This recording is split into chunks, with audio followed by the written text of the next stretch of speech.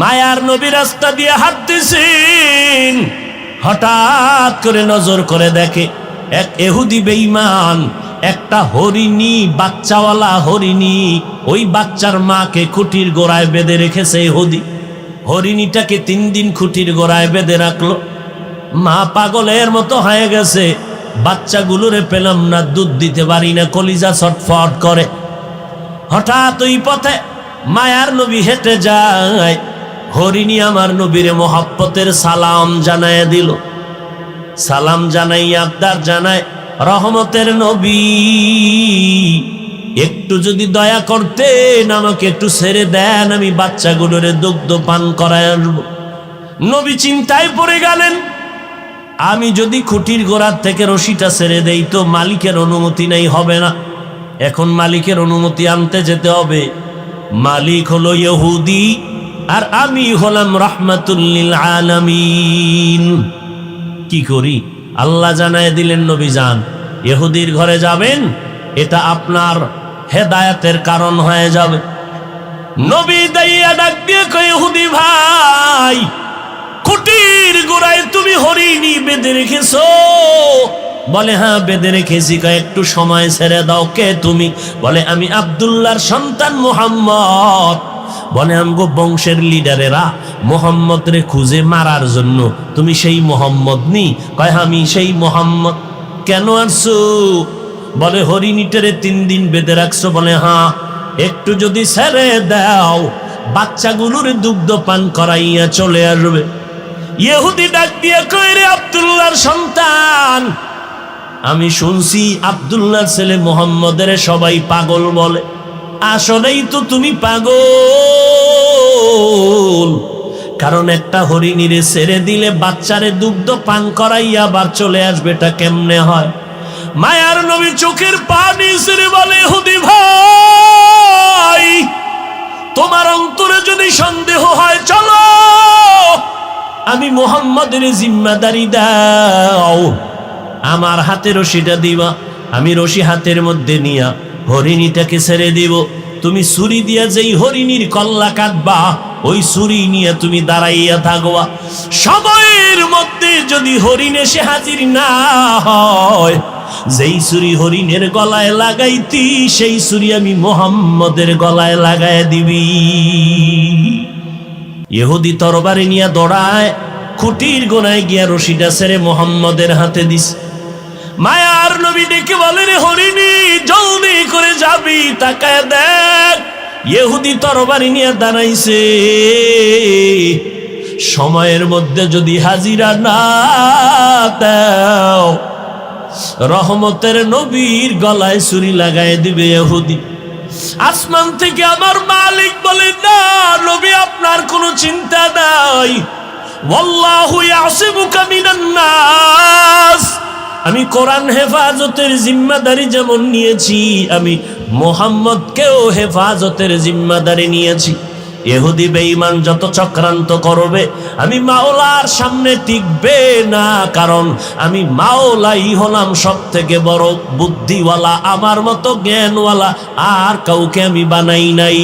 যত বুদ্ধিজীবী দেখো, এই বুদ্ধি দিয়া আমার রাস্তা কেউ বন্ধ করতে পারবে না।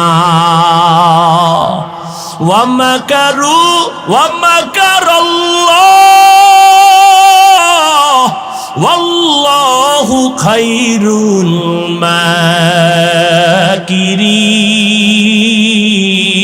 মাকিরিন। কাদের কুদরত দারি বরকামাল, আনতা রব্বি আনতা হাসবি যুল জালাল, তুহি কাদের জলিলুল্লাহ জাহাদার, বহর হালে তুহি মেরা নেগাহদার। মায়ার নবী হরিণীটারে ডেকে বলল, টাইমের মধ্যে আসবি। ইহুদি হাসে, পাগল না, এই হরিণীরে কি কয়, তাড়াতাড়ি টাইমের মধ্যে আসবা।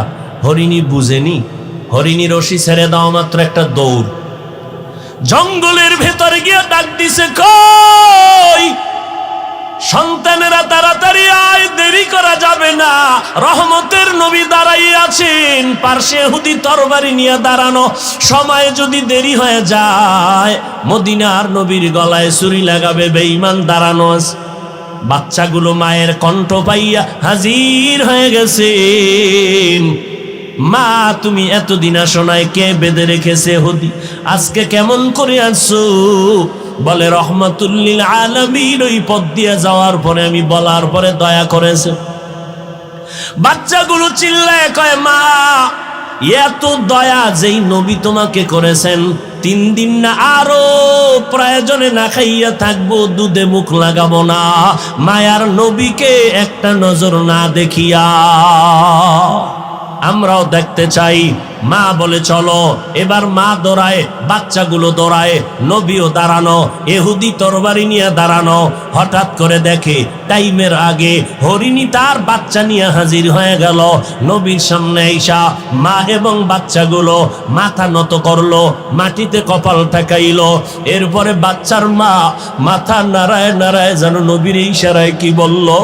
ইহুদি তাকায় দেখতেছে, ডাক দিয়ে কয় আব্দুল্লাহর সন্তান। ওই বাচ্চাগুলো কি যেন বলতে চাইলো, কি বলতে চায়। এবার নবী কয় ইহুদি ভাই, এই বাচ্চা সহ মা প্রথম আমারে সালাম দিয়েছে। আর মা বলেছে ওই বাচ্চাগুলো দুগ্ধ পান করে নাই। আমি রহমাতুল্লিল আলামিনের খবর পাইয়া বাচ্চারা পাগল হয়ে গেছে, আমাকে না দেখে মায়ের দুধে মুখ লাগাবে না। এই জন্য বাচ্চাগুলো আমাকে দেখার জন্য হাজির হয়ে গেল, পেটের ক্ষুধা নিবারণের জন্য দুধ পান করে নাই। আর আমার মায়ার নবী এমন মায়ার নবী, যেই নবীর চেহারা মোবারকের দিকে একটা নজর দিলে 7 দিনের ক্ষুধা পর্যন্ত থাকে না। ইহুদি চোখের পানি ছেড়ে চিল্লায় কয় রে মুহাম্মদ, তরবারিটা ফালাইয়া নবীর কদম ধরে কয় রে মুহাম্মদ, জঙ্গলের হরিণী যদি তোমাকে চিনতে পারে আর আমি মানুষ হইয়া যদি চিনতে না পারি, আমার মতো নিমক হারাম কেউ নাই, আমারে মাফ করে দাও আর আমাকে ঈমানের পোশাক পরায় দাও, জান্নাতের মেহমান বানায় দাও। আমার মায়ার নবীর কোনো বয়ান করা লাগে নাই। আমার নবীর আদর্শ দেখে বেঈমান কালেমা পড়ে। আজ ওই নবীর উম্মত হইছু রে যুবক, ওই নবীর উম্মত হইয়া আজকে চেহারার মধ্যে নবীর আদর্শ লাগাইতে পারলি না। কয়দিন আর বাহাদুরি করবি? নজর করে দেখ তোর মতো কত যুবক লাশ হয়ে কবরে গেল। এমন একটা দিন নাই যেই দিন যুবকের লাশের খবর নাই। এই মহামারী চিত্রাং গেল, তুফান গেল কয়েকদিন আগে, এই তুফানের মধ্যে কত বান্দা চলে গেল। বিদেশ থেকে টাকা কামাই করে দেশে এসে বিল্ডিং করলো, আনন্দ করবে, বিল্ডিং এ ঢুকবে মাত্র 2 দিন পরে। মনের বড় আশা, ছেলে মেয়ে নিয়ে ঢুকবে, কিন্তু যখন রাতে তুফান শুরু হলো, বিল্ডিং এর পাশে টিনের ঘরে ঘুমায় গেল। ছোট একটা খাটের ভেতরে বাবা যুবক এক পাশে, স্ত্রী আর পাশে একটা কন্যা সন্তান। রাতের তুফানে একটা বড় গাছ উপরাইয়া শিকড় শুদ্ধা টিনের ঘরের মাঝখানে পড়ে গেল। এসে লোকেরা দেখে ওই 3 জনের বুকের উপরে গাছটা চাপ দিল, জায়গায় 3 জন নাই। এত জীবনের কামাই বিদেশের টাকা দিয়ে সব বিল্ডিং এ ঢেলে দিল, কিন্তু পারলো না একটা সেকেন্ডের জন্য বিল্ডিং উঠে আরাম করবে। কয়দিন আর বাহাদুরি করবি রে যুবক? আমি বলি না তুমি আমাদের মতো টুপিওয়ালা হুজুর হইয়া যাও, না রে বাবা। চাকরি করো আলহামদুলিল্লাহ, ব্যবসা করো আলহামদুলিল্লাহ, লেখাপড়া করো আলহামদুলিল্লাহ, ডাক্তারি পড়ো, ইঞ্জিনিয়ারিং পড়ো।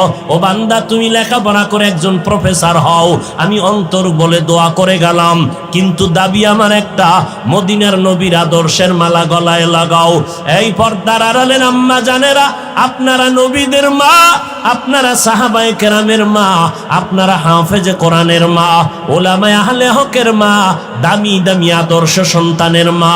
আপনারা খাদিজা রাদিয়াল্লাহু আনহার মতো নারী, ফাতেমা রাদিয়াল্লাহু আনহার মতো নারী, আয়েশা রাদিয়াল্লাহু আনহার মতো নারী, ও আম্মা জান, একটা সন্তান কি পারেন না আদর্শওয়ালা বানায় যাবেন? ডাক্তার হবে, আপনার সন্তান শিখাবেন, আপনার সন্তান ডাক্তারি করিয়াও কোরআন পড়ে পড়ে আপনার জন্য দোয়া করবে। ও আল্লাহর বান্দিরা, ও যুবক, ও বৃদ্ধ বাবাজি, এখনো সময় আছে, তওবা করে নাও। বলবা হুজুর তোমাদের মতো সম্ভব না। না, আমাদের মতো হওয়ার কোনো প্রয়োজন নাই।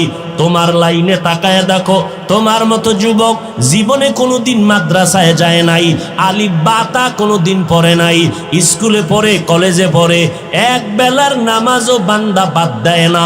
যুবকেরা আল্লাহর মহাব্বতে সত্য কথা বলো, আছে না নাই? তুমি নিজে কেন পারবা না? আমার ঘুমের সময় নিজেরে প্রশ্ন করো, তোমার মতো যুবকটা স্কুল কলেজে পড়ে যদি নামাজ পড়ে, তুমি কেন পারো না? তোমার মতো যুবক র্যাব, আর্মি, পুলিশ, বিডিআরের চাকরি করে, এক বেলার নামাজ বাদ দেয় না, বলো যুবক তুমি কেন পারো না? তোমার মতো যুবক রাস্তায় গাড়ি চালায়, এক বেলার নামাজও বন্ধ করে না, তুমি কেন পারো না? তোমার মতো সন্তান নজর করে দেখো, কৃষিকাজ করে, ময়দানে নদীর মধ্যে মাছ ধরে, এক বেলার নামাজ ছাড়ে না, ও বান্দা তুমি কেন পারবা না? তোমার মতো বান্দা নজর করে দেখো, ব্যবসা করে, কত কোটি টাকার মালিক, এক টাকাও হারাম খায় না, নামাজ ছাড়ে না, তুমি কেন পারবা না রে বাবা? অনুরোধ করে বলছি, দলাদলি বুঝি না রে বাবা, আল্লাহর গোলাম হও, নবীর আদর্শের মালা গলায় লাগাও। ওই স্কুল কলেজে পড়ো, চাকরি করো, ব্যবসা করো, পেছনের গুনাহ থেকে তওবা করে আল্লাহকে বলো, আল্লাহ আজকে থেকে আর নামাজ ছাড়বো না, বেপরদায় চলবো না, মা বাবাকে কষ্ট দিব না, নবীর তরিকার বাহিরে চলবো না। আল্লাহর মোহাব্বতের জন্য বান্দা তুমি যদি নিজেকে তৈরি করে নিতে পারো, আজকে যদি তওবার নিয়ত করো, জীবনটা চলিয়া গেল, আর নামাজ ছাড়বা না। মদিনার নবী বলেন, আমি মুহাম্মদ বড় ভয় ভীত, সন্ত্রস্ত, বড় শঙ্কিত। বনি ইসরাইলের হিংসা আর ফাসাদের কারণে দল হয়েছিল ৭২। আমি মুহাম্মদের উম্মতের আরো ভয়, দল একটা বেড়ে যাবে। কত হবে? কুল্লুহুম ফিন্নার ইল্লা মিল্লাতান ওয়াহিদা। সব দলের লোকেরা জাহান্নামে যাবে, এক দলের মানুষ জান্নাতে যাবে। قال النبي صلى الله عليه وآله وسلم إن بني إسرائيل تفرقت على 72 ملة وتفترق أمتي على 73 ملة كلهم في النار إلا ملة واحدة قالوا من هي يا رسول الله قال ما أنا عليه وأصحابي পয়গম্বর বলেন, এই ৭২ দল আরো একটা দল হবে, টোটাল ৭৩ দলের মধ্যে ৭২ দল মানুষেরা জাহান্নামে যাবে, একদল মানুষ জান্নাতে যাবে। চান্দিনার মুসলমানেরা কলবের মধ্যে রেকর্ড করে নাও, মোবাইলে রেকর্ড করে লাভ নাই, কারণ মোবাইল একটা গজবের নাম। মোবাইলে ফ্যামিলি ধ্বংস করলো, এই মোবাইলের কারণে চরিত্র নষ্ট হয়ে গেল, এই মোবাইলের কারণে সন্তানের লেখাপড়া ধ্বংস হয়ে গেল, এই মোবাইলের কারণে সন্তান মা বাবার মোহাব্বত ধ্বংস হয়ে গেল, এই মোবাইলের কারণে স্বামী আর স্ত্রী পর্যন্ত আলাদা হয়ে গেল, এই মোবাইলের কারণে তাজা তাজা প্রাণওয়ালা যুবকের গলায় ছুরি লাগলো, এই মোবাইলের কারণে আজ যৌবন শেষ, জীবন শেষ, চেহারা পর্যন্ত নষ্ট, ব্রেন নষ্ট, চোখের পাওয়ার নাই, কানের পাওয়ার নাই, হার্ট দুর্বল। ও বান্দা, রাতের দেওয়া আল্লাহর নেয়ামতের ঘুম নাই, অথচ সারাদিন 12 ঘন্টা যদি তুই ঘুমাও, রাতের 1টা ঘন্টার বরকত 12 ঘন্টায় পাবি না। মোবাইলের গজবে রাতের নেয়ামতের ঘুম কেড়ে নিল। সমস্ত দুনিয়ার স্বাস্থ্য বিজ্ঞানীরা বলে, সারা রাতের ঘুম সারা দুনিয়ার মানুষের জন্য শরীরের মহা ঔষধ। আর সেই নেয়ামতের ঘুমটা কাটাইলি না, ঘুমাইলি না, সজাগ হইয়া কাটাইলি, কি করে? মোবাইলের স্ক্রিনে তাকাইয়া কবিরা গুনার প্র্যাকটিস করে। বেগানার চেহারা দেখে দেখে কাটাইলি, আয়নার সামনে তাকায় দেখ তোর চেহারায় কোনো আকর্ষণ নাই, কাটন হয়ে গেছো। আবার নবীর সুন্নতের জবাই করে বেঈমানের পা চাটা গোলাম হইয়া চুলগুলো কেটে ভাল্লুক আর ইন্দুর বান্দর হয়ে আছো। চুল কাটার মধ্যে কি আমার মদিনার নবীর আদর্শ নাই? মদিনার নবীর আদর্শ বাদ দিয়ে কেন বেঈমানের পা চাটা গোলাম হয়ে গেলা? আবার যদি চাপাবাজি করো আমি নবীর আশিক, কিয়ামতের ময়দানে আল্লাহর নবী বলবেন যা ভেগে যা, আমার সুন্নত জবাই করেছো। আমি নবী বলে দিলাম তুই আমার উম্মত না, আমি তোর নবী না। ৭২ দল জাহান্নামী, এক দল মাত্র। কথাগুলো ভালো করে রেকর্ড করেন কলবে, ভালো করে। এই যে ৭২ দল জাহান্নামী, এরা কেউ হিন্দু না, এরা কেউ বৌদ্ধ না, এরা কেউ খ্রিস্টান না, এরা কেউ ইহুদি ধর্মের লোক না। এই যে ৭২ দল জাহান্নামী হবে, সব হবে মুমিন মুসলমান। সব কি? মুমিন মুসলমান। একদল মুমিনেরা জান্নাতে যাবে, ৭২ দল মুমিনেরা জাহান্নামে যাবে।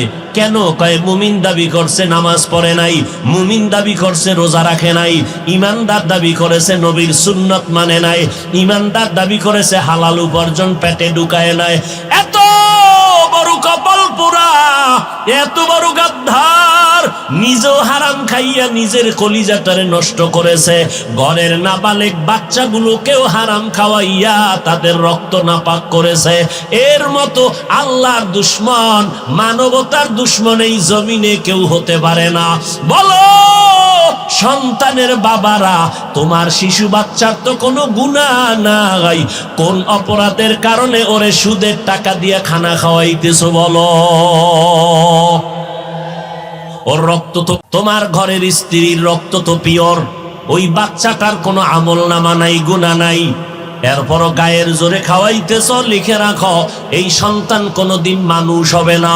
লিখে রাখো, আল্লাহর কসম করে বলছি, এই হারাম খাওয়াইয়া সন্তানরে বড় বানাবা, মরণের আগে সন্তান কোনোদিন মা বাবার খেদমত করবে না। আল্লাহ হেদায়াত দান করুন। আরো জোরে বলেন। অন্যায় করে বাবায়, সন্তানের উপরে কেন বিপদ?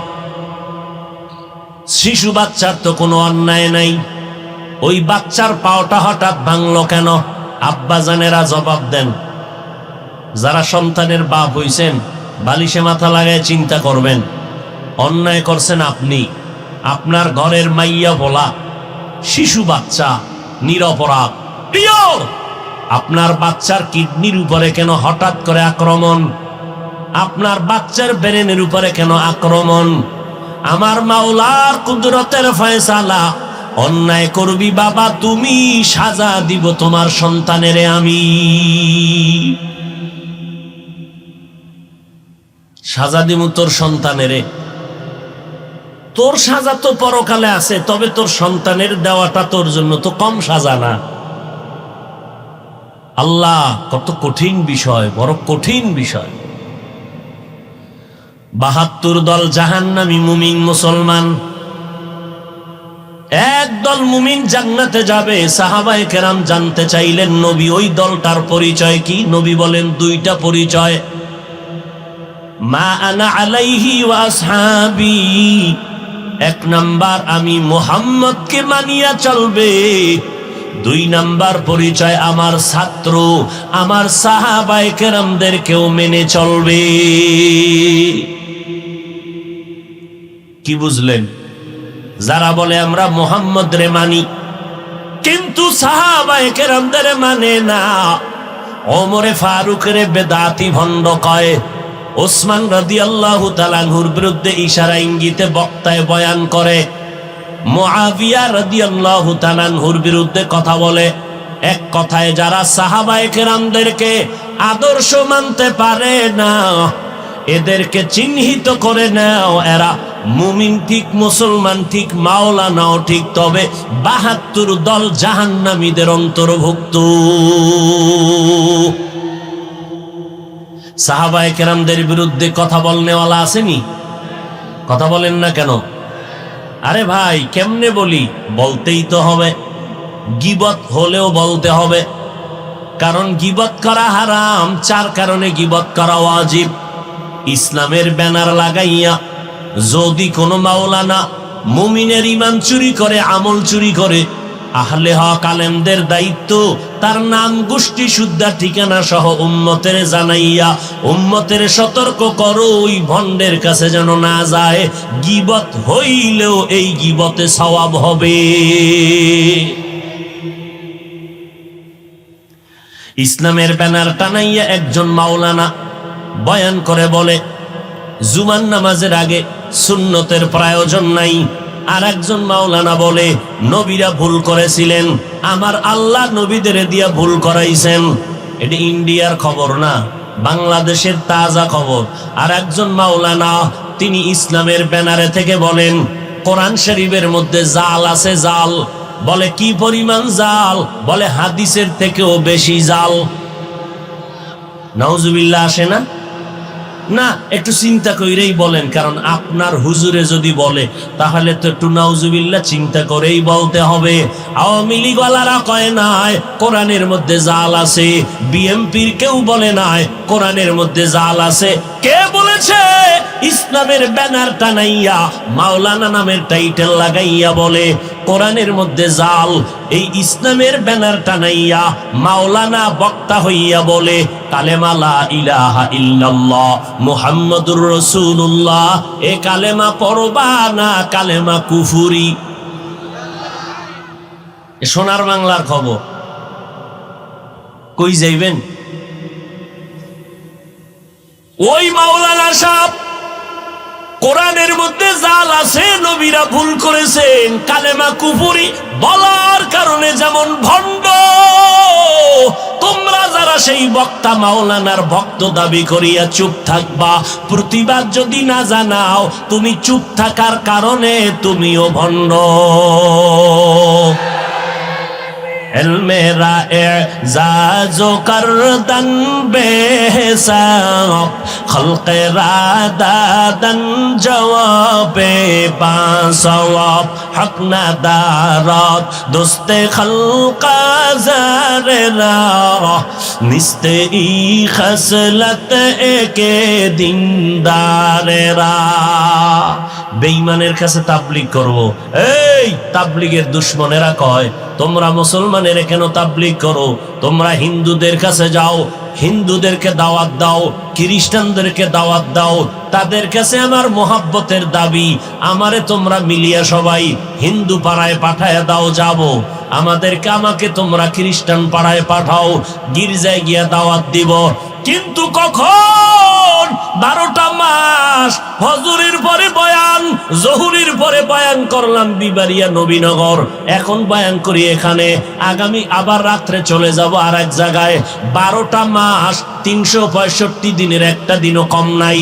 ফজরের পরে বয়ান, মাগরিবের পরে বয়ান, এশার নামাজের পরে বয়ান। পারলে মানুষ চায় ফজরের আগে বয়ান দিবেন, রাত্র 3টায় দিলেও নিবে, রাত্র 4টায় দিলেও নিবে। এই বয়ানগুলো কারে করি? মুসলমানের এই তো করি, পায়ে দইরা দইরা বয়ান করি। মনে হয় জানো আপনাদের টাকার কেনা গোলাম আমি, এত বিনয় হইয়া বয়ান করি, পায়ে ধরে ধরে বয়ান করি। বয়ান করে কি বুঝাই জানেননি? চরমনাই না গেলে জাহান্নামে যাবে, তাবলীগ না করলে জাহান্নামে যাবে। এই কথা তো একবারও বলি না। পাঁচকল্লি টুপি মাথায় না দিলে জাহান্নামে যাবে, একবারও বলি না। কওমি মাদ্রাসায় না পড়লে গুনাহ হবে, একবারও বলি না। এত চিল্লাইয়া 12টা মাস খানা নাই, ঘুম নাই, এত কষ্টের উপরে কষ্ট। ও আল্লাহর বান্দারা, বুঝাইয়া এত চিল্লাইয়া 2টা স্লোগান অন্তরে ঢুকাইতে চাই। ও দুনিয়ার নবীর আশিকের দল, 2টা স্লোগান কলবের মধ্যে ঢুকাও। যতদিন বেঁচে থাকবা গোলামি করবা আমার আল্লাহর, যতদিন বেঁচে থাকবা আদর্শ মানবা মদিনাওয়ালার। আর কারো গোলামি করা যাবে না, আর কারো আদর্শ মানা, কোন পীর সাহেবের গোলামি করা যাবে না, হারাম। কোন পীরের আদর্শ মানা যাবে না, হারাম। আল্লাহর গোলামি কেমনে করবা? অন্ধের মতো, অন্ধের মতো গোলামির ব্যাখ্যা হলো কোনো প্রশ্ন নাই, এটা এমন কেন, ওটা এমন কেন। অন্ধ ভক্ত হইয়া আল্লাহর গোলামি করবা, অন্ধ ভক্ত হইয়া নবীর আদর্শ মানবা, প্রশ্ন করা যাবে না নবী এমন কেন বললেন, নবী এমন কেন করলেন। অন্ধ ভক্ত হইবা দুইজনার, একমাত্র আল্লাহ আর নবীজির। আর দুনিয়াতে কারো অন্ধ ভক্ত হওয়া জায়েজ নাই, হারাম। আব্বা আম্মার ভক্ত হও, তবে অন্ধ না। পীর সাহেবের ভক্ত হতে পারবা, তবে অন্ধ না। ওস্তাদের ভক্ত হওয়া জায়েজ, তবে অন্ধ না। বক্তা সাহেবের ভক্ত হবেন, তবে অন্ধ না। তো কেমন ভক্ত? চোখ কান খোলা রাইখা ভক্ত হব। আমি আমার বক্তাকে মানি, আমার পীরকে মানব, আমার আব্বা আম্মাকে মানব, আমার আলেমকে মানব, ইমাম সাহেবকে মানব। কতক্ষণ? আমার আল্লাহ আর নবী মানবেন যতক্ষণ। এর থেকে আর সহজ কথা আছে? বলেন। এরে নবীর উম্মতের দল, ভালো করে বুঝো, এই জমিনের মধ্যে যারা আল্লাহর কোরআনের উপরে কথা বলবে, এখানে কোনো ছাড় নাই। যারা আমার নবী নিয়ে মন্তব্য করবে উল্টা, এখানে কোনো ছাড় নাই। কথা ঠিক নেই? বড় মুসিবত।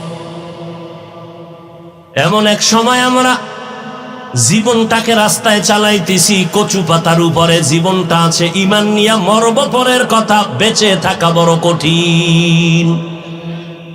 মানুষের পায়ে ধরে ধরে কই, ভাই সুযোগ পাইলে নামাজটা পড়েন, চাইরেন না নামাজ। এক হুজুরে কয় এত ইবাদত লাগবে না, আর এক হুজুরে কয় বিতিরের নামাজ প্রতিদিন পড়া লাগবে না, যদি মাঝে মাঝে পড়ো পুরাটাও লাগবে না, এক রাকাত শর্টে মারবা, এক রাকাত মাইরে দিও, 3 রাকাত দরকার নাই। আচ্ছা আমাকে একটা নিরপেক্ষ জবাব দেন, এতক্ষণ যা শুনাইছি এটা একদিকে গেছে, এবার নিরপেক্ষ একটা জবাব দিবেন। নিরপেক্ষ বলতে নিরপেক্ষ কোনো মানুষ নাই, নিরপেক্ষ কোনো কথা নাই, আল্লাহ এবং রসুলের মহব্বতে জবাব দিবে। এটা হলো নিরপেক্ষের ব্যাখ্যা। কি? নবীরা ভুল করেছেন, আল্লাহ ভুল করাইছেন, কোরআনে জাল আছে, কালেমা কুফুরি, বিতির লাগবে না, জুমার আগে সুন্নত লাগবে না, কাজা নামাজ লাগবে না। এই সমস্ত কথা আপনাদের মতো মানুষকে বয়ান কইরা যদি আমি মাওলানা বলি, এবার প্রশ্ন কিন্তু এখনো করি নাই, এই সমস্ত কথা সাধারণ মুসলমানকে বললে যুবকেরাও ভেবেচিন্তে জবাব দিবেন, ইসলামের উপকার কি হবে? এই প্রশ্ন আমার, খুব চিন্তা করে বলবেন। কাজা নামাজ লাগবে না এই কথা বললে ইসলামের লাভ কি? হ্যাঁ, নবীরা ভুল করেছেন, সাহাবায়ে কেরাম ভুল করেছেন, এই সমস্ত বয়ান আপনাদের শুনাইলে ইসলামের উপকার কি বলেন তো? কোরআন শরীফে জাল আছে, এই কথা বলার দ্বারা ইসলামের লাভ কি? হ্যাঁ, আহা, আশ্চর্য হওয়ারও তেমন কিছু না, কারণ 1500 বছর আগে রসুল ইনজেকশন দিয়েই গেছেন। قال النبي صلى الله عليه وآله وسلم ألا إن شر الشر شرار العلماء وإن خير الخير خيار العلماء। এ দুনিয়ার উম্মতের দল, দুনিয়াতে উলামা থাকবে 2 দল, এক দল ভণ্ড আর এক দল হক। উলামা এক দল ভণ্ড, এদের মতো খারাপ আলেম মানুষ জমিনে আর কেউ হবে না।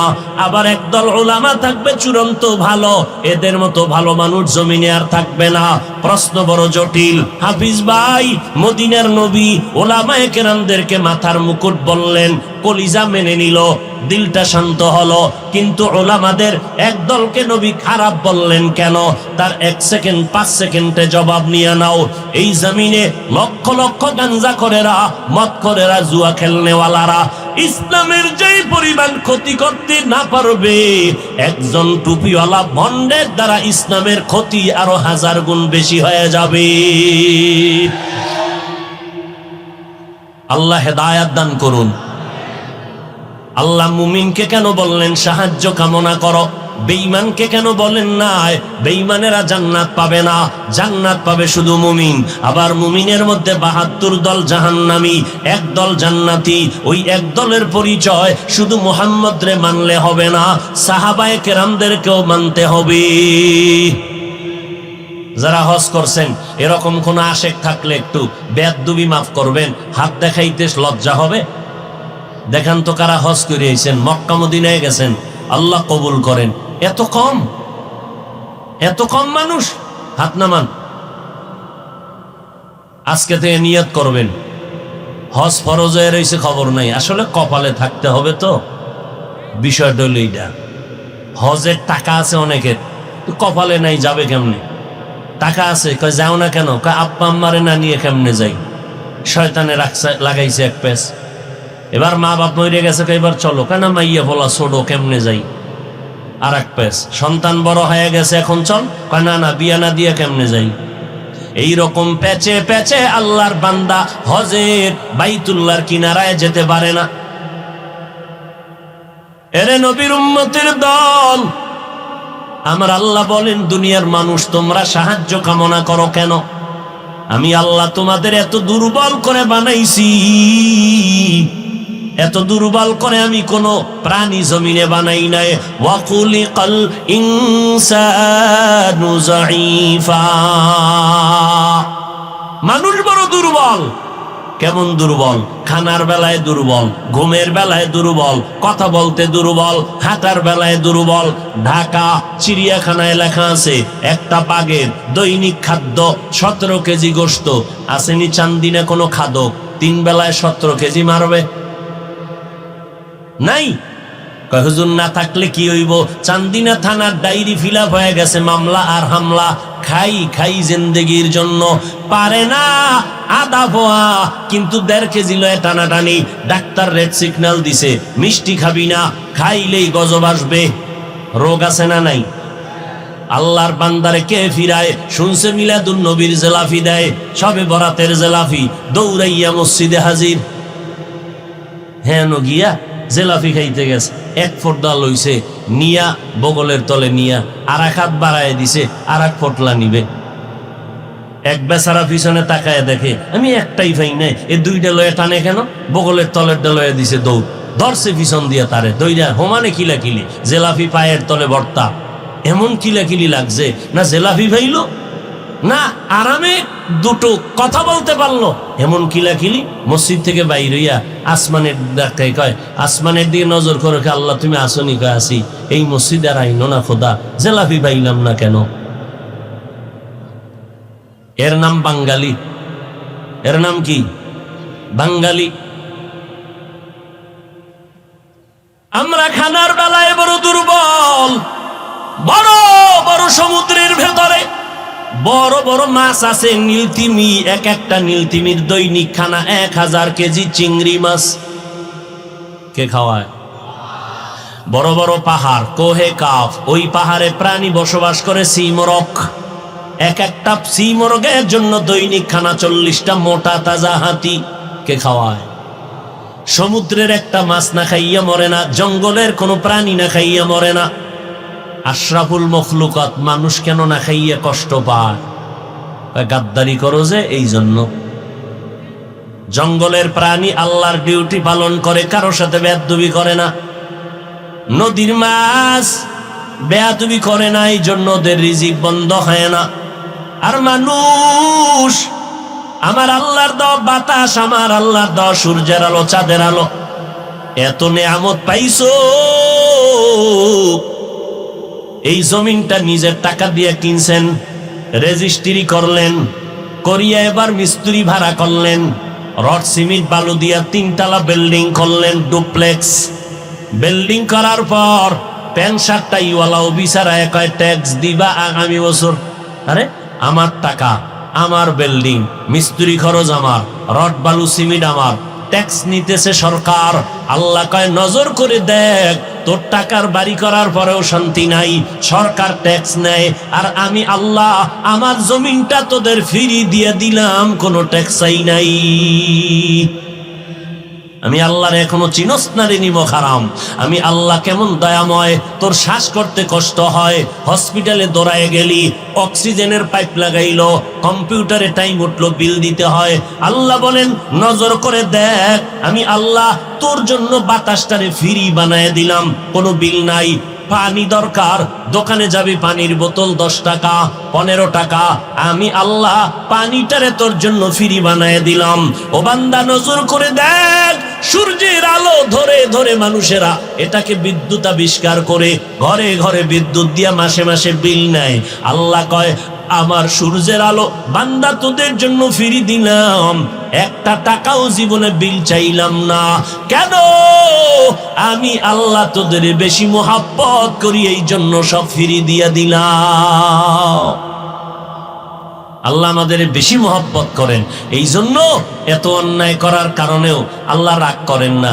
আবার আর এক জায়গায় আর একটা মোহাব্বতের লোক আছে, রাহমাতুল লিল আলামিন, তিনি আমাদের নবী। এই জন্য অন্য নবীর উম্মতেরা গুনাহ করলে চেহারা পাল্টায়া যাইতো, আমরা আখিরি নবীর উম্মত হওয়ার পরে গুনাহ করার কারণে চেহারা কেন পাল্টায় না? একমাত্র রাহমাতুল লিল আলামিনের উম্মত হওয়ার বরকতে।